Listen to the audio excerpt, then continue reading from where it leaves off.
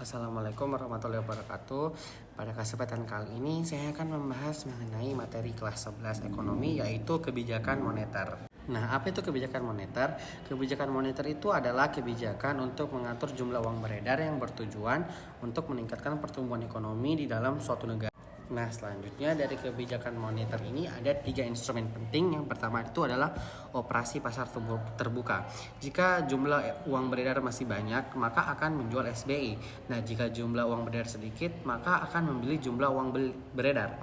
Yang kedua adalah kebijakan diskonto. Jika jumlah uang beredar ini banyak, maka akan menaikkan suku bunga, dan jika jumlah uang beredar ini sedikit, maka akan menurunkan tingkat suku bunga. Dan yang terakhir adalah rasio cadangan wajib. Jika jumlah uang beredar banyak, maka akan menaikkan rasio cadangan. Jika jumlah uang beredar sedikit, maka akan menurunkan rasio cadangan.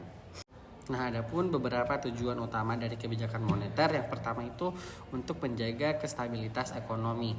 Dengan menerapkan kebijakan moneter, tentunya stabilan ekonomi di dalam suatu negara itu akan stabil sehingga jumlah permintaan akan mengimbangi dengan jumlah penawaran. Yang kedua adalah menjaga stabilitas harga. Seperti yang saya bilang tadi, untuk menjaga stabilitas ekonomi, maka dampak tersebut akan berlangsung juga kepada menjaga kestabilitasan harga. Jadi harga ini sangat mempengaruhi dari hasil ekonomi. Nah, maksud saya ekonomi ini erat kaitannya dengan harga, baik itu harga dari pasaran, karena harga ini merupakan salah satu bagian penting dari sebuah ekonomi. Dengan menjaga kestabilitasan ekonomi, tentunya harga yang beredar di dalam pasaran juga akan stabil. Yang ketiga adalah meningkatkan kesempatan kerja. Dengan stabilnya ekonomi, tentunya lapangan pekerjaan yang tersedia akan semakin banyak dan semakin bervariasi. Karena negara kita ini ibaratnya sudah stabil dari segi ekonomi. Nah, selanjutnya kita akan meningkatkan kualitas sumber daya manusia dengan hasil dari stabilitas ekonomi tersebut. Dan yang keempat adalah memperbaiki neraca perdagangan dan pembayaran yang beredar di masyarakat. Oke, mungkin yang terakhir yang akan saya sampaikan pada kesempatan kali ini itu ya jenis kebijakan moneter. Nah, jadi kebijakan moneter dan kebijakan fiskal ini sebenarnya materinya cukup singkat yang dipelajari pada kelas 11, tetapi kita akan lebih mempelajarinya secara lebih mendalam mungkin pada kelas 12. Jadi jenis kebijakan moneter itu ada dua.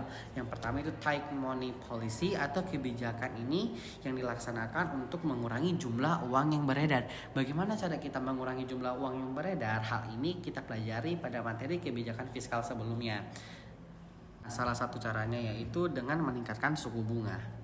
Nah, yang terakhir adalah easy money policy atau longgar. Kebijakan ini dilaksanakan untuk menambah jumlah uang yang beredar. Bagaimana caranya?